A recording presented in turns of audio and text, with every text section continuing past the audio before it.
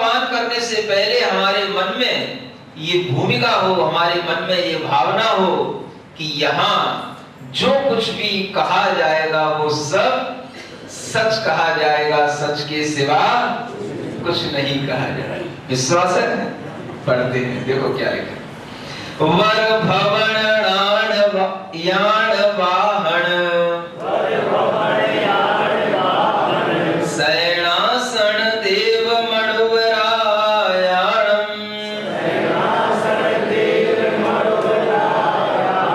माधुपिदु सजन भिच्चा संबंधिणो यपि दिव्याणिच्चा।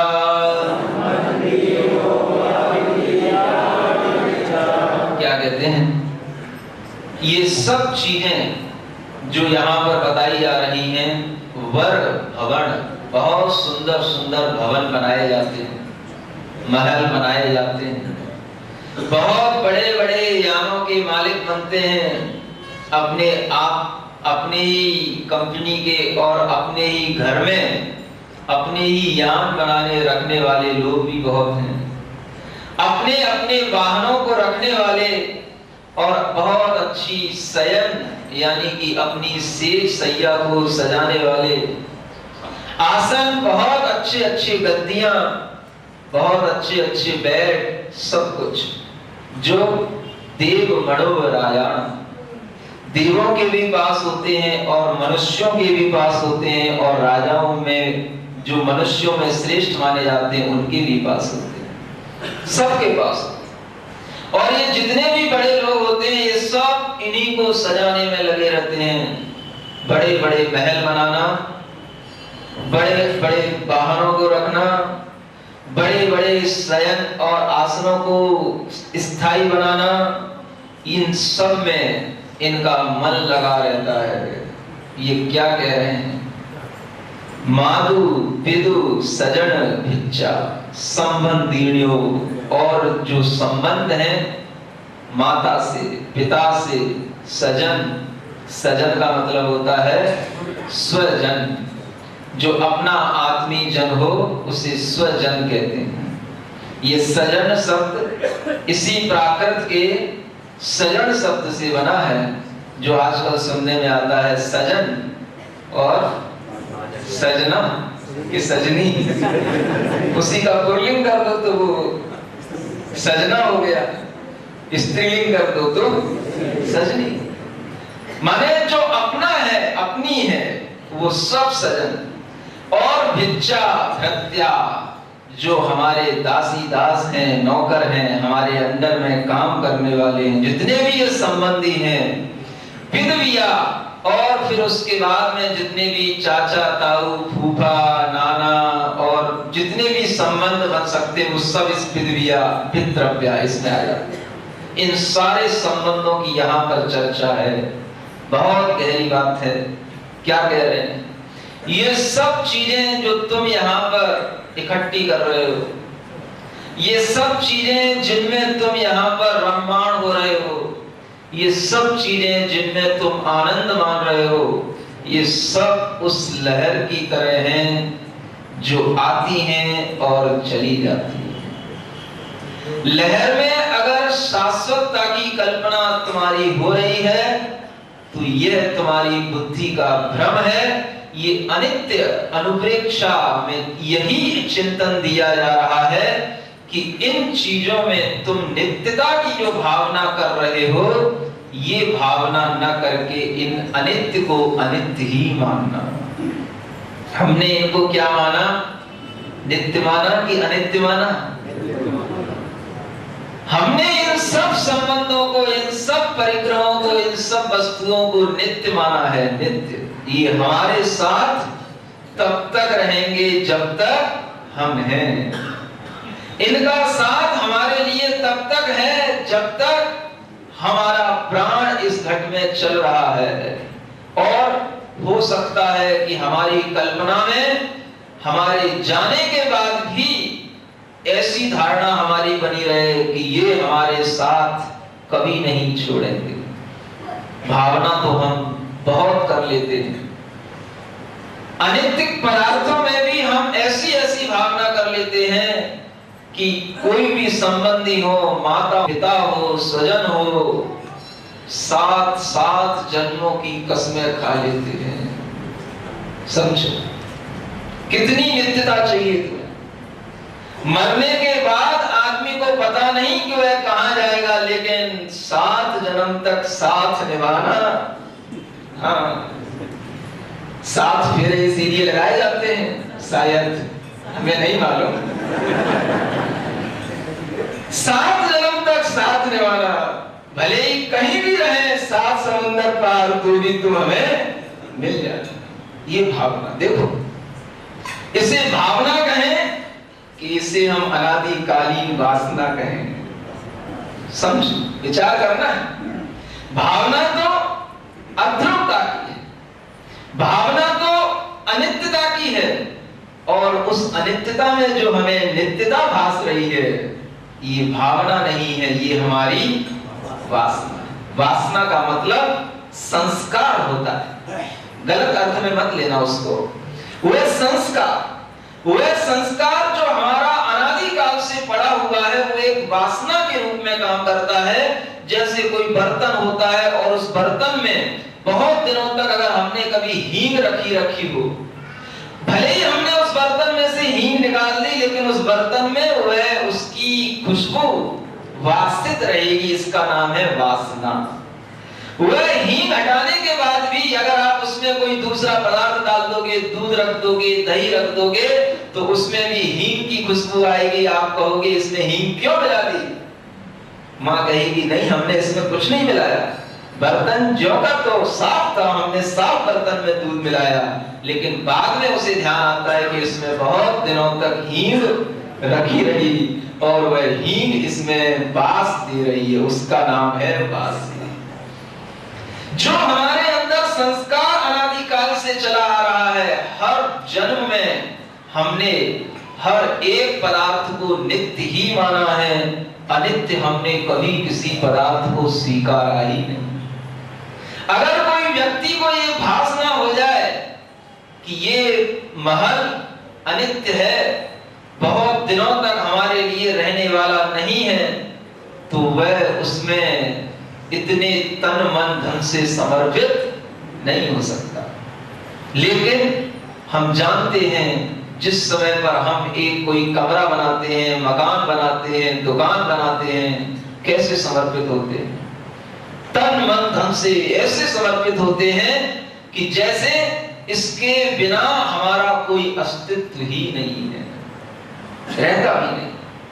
बहुत बड़ा ये एक भ्रम इस अनित्य भावना के माध्यम से हमारे सामने आता है, बहुत बड़ा भ्रम। और भ्रम क्या होता है? वह एक स्वप्न की तरह होता है। जब तक हमारे लिए वह स्वप्न चलता रहता है तो हमें उस स्वप्न में भी ऐसा ही लगता है कि वास्तव में सही चल रहा है, सब कुछ सही चल रहा है। जैसे ही आंख खुल जाती है, सपना टूट जाता है। जैसे ही आंख खुलती है, हम स्वयं कभी कभी आश्चर्य में पड़ जाते हैं कि वो जो हम देख रहे थे वो सब कहां चला गया। लेकिन हमारे अंदर ऐसा विश्वास नहीं हो पाता कि हम जो कुछ भी यहां पर कर रहे हैं वो सब एक भ्रम बुद्धि से ही किया जा रहा है। एक राजा के 4 बेटे थे, संयोग से चारों एक साथ बीमार पड़ गए। राजा ने बहुत प्रयास किया इन बेटों की हालत सुधर जाए। 4 बेटे हैं और चारों एक साथ बीमार पड़ गए। राजा ने सब राजकीय वैद्यों को बुलाया, सबसे ट्रीटमेंट कराया और किसी में कोई सुधार नहीं आ रहा। राजा बहुत चिंतित हो गया और इतना चिंतित हो गया कि उसके लिए अब नींद नहीं आ रही। 4 बच्चे और हमारे लिए जाने के बाद में एक भी बच्चा ऐसा नहीं जो राजकुमार बनकर के हमारी गद्दी पे बैठ पाए। चारों बीमार पड़ रहे हैं और वैद्य लोग कह रहे हैं कि इनका बचाना बड़ा मुश्किल है, इनका बचना बहुत कठिन। राजा को नींद नहीं, जैसे तैसे कई दिनों की निद्रा उसकी जब इकट्ठी हो गई तो एक दिन उसको हल्की सी नींद आ गई, बहुत दिनों के बाद। लोगों के लिए बड़ी बीमारी है नींद नहीं आना, बहुत बड़ी बीमारी, क्योंकि रात बिना नींद के कट नहीं सकती। जिसको रात में नींद ना आए, बहुत बड़ा उसके लिए समझना असाता कर्म का उदय चल रहा है, क्योंकि आचार्यों ने सिद्धांत ग्रंथों में बताया है निद्रा भी एक कर्म है और उस कर्म का उदय साता के साथ ही चलता है। जब आपके लिए साता वेदनी कर्म का उदय होगा तभी वह निद्रा आपके लिए आएगी, और अगर असाता का उदय है तो वो निद्रा आपसे दूर रहेगी। जो लोग सोते हैं अच्छे से वही सो पाते हैं जिनके लिए साता कर्म का उदय चल रहा है। साता का मतलब अंदर से सुख देने वाले उस कर्म का उदय चल रहा है। बिना सुख के वह शयन नहीं होता, और वह जब नींद आती है तो उस नींद में भी जो आपके लिए स्वस्थता आती है वह स्वस्थता भी साता वेदनी कर्म के उदय से आती है। लेकिन जिनको नींद नहीं आती उनका दुख कोई नहीं समझ सकता। नींद की गोली खाने से भी नींद नहीं आती, वह नींद नहीं होती, वह बेहोशी होती है। आदमी को झपकी मारनी पड़ती है, आदमी को इस दुनिया से संबंध कुछ समय के लिए तोड़ना पड़ता है, नहीं तो वो रात में कहां भटके। अगर ये बाजार रात में चल रहा होता तो रात में भी उसको सोने की जरूरत नहीं थी। लेकिन क्या करें, तुम सब लोग अपनी अपनी दुकानें बंद करके चले जाते हो, और जिन्हें नींद नहीं आती वो घर में अपने डबल बेड पर करवट बदलते रहते हैं। फिर सोचते हैं क्या करें, नींद की गोली खा भी लेते हैं, लेकिन सुबह उठ करके भी उससे स्वस्थता महसूस नहीं होती। चिंता नींद को भगा देती है, चिंतन नहीं भगाएगा, चिंता नींद को भगा देगी। और जिसके अंदर किसी भी प्रकार की चिंता ऐसी ज्यादा घर कर गई है कि वह असाता के वेदनी के दुख को अनुभव कर रहा है, तो उसके लिए वह निद्रा बहुत दूर रहती है। इसलिए जो लोग सोते हैं समझना कि इनके लिए सुख साता चल रही है, सुख की नींद। नींद सुख की नींद क्या, नींद तो हमेशा ही सुख की होती है, दुख की तो कोई नींद होती ही नहीं। नींद तो जब भी आएगी तो सुख से ही आएगी, क्योंकि ये कर्म सिद्धांत है, और इस कर्म सिद्धांत से वह नींद में सुख आता है। और जिन्हें नींद में सुख आता है तो फिर उन्हें जगने की भावना नहीं होती। नींद बड़ी कठिन चीज है और नींद बड़ी महंगी चीज है, महंगी चीज। पहले कभी भी नहीं सुना हमने, आज से 20 वर्ष पहले भी, कि कोई नींद की गोलियां चलती हो, लोग नींद की गोलियां खाते हो। ये इसी 21वीं 22वीं शताब्दी की देन है कि अब हर घर में ऐसा सुनने को मिल जाता है कि महाराज मेरे दादाजी को नींद नहीं आती, मेरे पिताजी को नींद नहीं आती, और हर घर में वो नींद की गोलियां हर बेड के पास में रखी मिलेंगी। जब भी कभी तुम्हें ऐसा लगे कि हमें रात में नींद नहीं आ रही है, समय नहीं कट रहा है, वो बगल में से गोली उठाओ, एक गिलास पानी पियो, सो जाओ। विचार करो, अगर किसी जैन व्यक्ति के लिए ऐसा हो जाए तो बहुत विचारने की बात है, क्योंकि उसको इतनी चिंता हो गई कि उसकी नींद मिट गई, मतलब बहुत ज्यादा परिग्रह में, बहुत ज्यादा चिंता में वह लग गया। परिणति आगे की बहुत खराब होने वाली है। कम से कम उतना ही सुख पालो कि जिससे हमारी नींद कम से कम खराब ना हो। ध्यान रखना, हमारा जीवन बैलेंस्ड चल रहा है या नहीं, इसको पहचानने का एक ही तरीका है।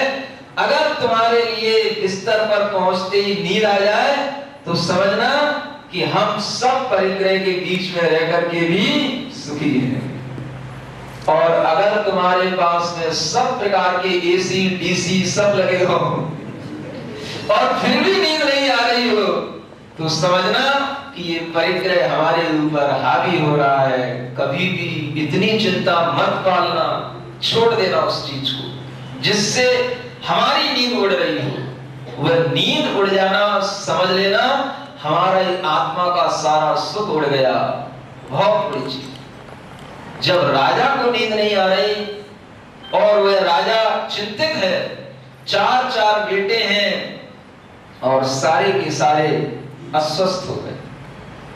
एक दिन उसे झटके से नींद आती है और जैसे ही नींद आती है तो उसे एक स्वप्न आ जाता है और स्वप्न में वह देखता है बहुत अच्छा महल है, बहुत बड़ा महल, और उस बहुत बड़े महल में मैं राज सिंहासन पर बैठा हूं। मेरे चारों ओर नौकर चाकर दासी दास, बहुत बड़ा आडंबर है। मेरे एक एक नहीं 8 बच्चे हैं, सब राजकुमार। एकदम ऐसी नींद लगी, ऐसा स्वप्न आया। मेरे 8 बच्चे मेरे सामने खड़े हैं, हाथ जोड़ करके आज्ञानुवर्ती बन करके, पिताजी आदेश दो, हुक्म करो। लेकिन हमारे राज्य में सब कुछ इतनी सुख और शांति है कि हमें अपने बेटों को भी आदेश देने के लिए कोई काम नहीं। देख रहा था स्वप्न, बड़ा आनंदित था और उस स्वप्न को देखते देखते ही थोड़ी देर बाद उसके मंत्री ने आकर के उस राजा को जगा दिया। राजन, सो गए तुम? उठो उठो, बड़ा अनर्थ हो गया। क्या हो गया? बड़ा अनर्थ हो गया। हमारे चारों राजकुमार मृत्यु की गोद में चले गए। बड़ा अनर्थ, चारों राजकुमारों की मृत्यु हो गई एक साथ। और वह मंत्री चिल्ला रहा है, रो रहा है, चारों ओर रोने की आवाज आ रही है। सब जगह रानियां मिलाप कर रही हैं। हर घर में हर एक व्यक्ति के अंदर ये दुख है कि देखो राजा के चारों बेटे चले गए और वह राजा बिल्कुल शांत बैठा है, बिल्कुल शांत। सब लोग अब उस राजा को देख रहे हैं कि देखो इसकी क्या हालत होगी, लेकिन राजा की आंख में एक आंसू नहीं, राजा के चेहरे पर कोई शिकन नहीं और वह राजा शांत भाव से बैठा है। मंत्री पूछता है, राजन तुमने सुना नहीं हमने क्या कहा? तुम्हारे चारों बेटे मृत्यु की गोद में समा गए और तुम बिल्कुल शांत भाव से बैठे हो। तो राजा कहता है, हम किसके लिए रोएं? जब तुमने हमें जगाया तो हमारे साथ में उस समय पर 8 राजकुमार थे और तुम्हारे जगाने से वो स्वप्न टूट गया, हमारे वो 8 राजकुमार चले गए। और तुम इधर कह रहे हो कि हमारे ये 4 राजकुमार चले गए, हम किसके लिए रोएं? वो 8 खो दिए उनके लिए रोएं कि ये 4 खो दिए इनके लिए रोएं? मंत्री, हमें ऐसा लगता है जो हम देख रहे थे वो भी एक स्वप्न था और जो हमें सामने दिख रहा है यह भी एक स्वप्न है। वो बंद आंखों का स्वप्न है, ये खुली आंखों का स्वप्न है। मंत्री, हमारे लिए इसलिए शांत भाव आ रहा है कि हमने उस स्वप्न में भी ऐसी ही अपने साथ में एकत्वता स्थापित कर ली कि हमारे लिए जब वो 8 राजकुमार और वह बहुत बड़ा आलीशान महल चला गया तो हमें इससे ज्यादा उसका दुख हो रहा है। लेकिन हम ये सोच रहे हैं कि सच क्या है, सच क्या है, आखिर जिंदगी की सच्चाई है क्या? दिन का हो या रात का सपना सपना हो, दिन का हो या रात का सपना सपना हो, सपना अपना सा लगे किंतु ना अपना होए। सपना अपना लगता है लेकिन वह सपना कभी भी अपना नहीं हो। रात के सपने तो हमें समझ में आ जाते हैं कि वो स्वप्न है, लेकिन दिन का स्वप्न जो समझ ले वो सबसे बड़ा होशियार व्यक्ति है। ये भी जो हम खुली आंखों से देख रहे हैं, ये भी हमारे लिए एक स्वप्न की भांति दिखने लगे, और इन खुली आंखों से भी हमें ये समझ में आने लगे कि इसका भी अवस्थान, इसका भी स्थायित्व उतना ही है जितनी एक सपने का स्थायित्व रहता है। जैसे आंख बंद होते ही हमारे सारे संबंध टूट जाते हैं, जिस समय पर आप सो जाते हो उस समय पर आपको महसूस होता है कि हम कौन हैं, हम कहां हैं, हमारे कौन हैं, हमारा किनसे अपनापन है, हमारे कौन कौन लोग हमें चाहने वाले हैं। सब तुम्हें याद रहता है? नहीं रहता। जैसे ही आंख लगी